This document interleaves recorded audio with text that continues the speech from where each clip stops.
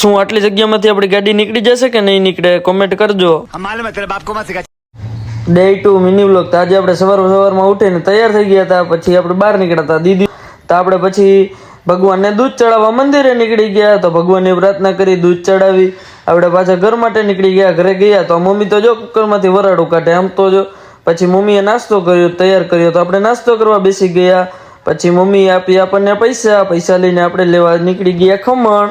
જુનાગઢનો best જગ્યાનું ખમણ વરજાણી ખમણ લઈ આવ્યા. પછી ત્યાંથી પીધી મેં ને મારા દોસ્તારે ગોળીવાળી સોડા. ત્યાંથી ઘરે આવ્યા તો મમ્મીએ ગોળીઓ જમાડી હતી. તો મમ્મી આ શું દે ગોળીઓને. પછી ત્યાંથી આપણે બપોર પછી જવાનું હતું, તો પછી મેં કીધું લાવને આ સનસેટનો વ્યૂ લઈ લો. તો સનસેટનો વ્યૂ જોઈ લો ગાઈઝ. આપણે જવાનું હતું સાઈ મોબાઈલ ટ્રેનિંગ સેન્ટરનો વિડીયો શૂટ કરવા. તો આપણે ત્યાંનો વિડીયો શૂટ કરી લીધો.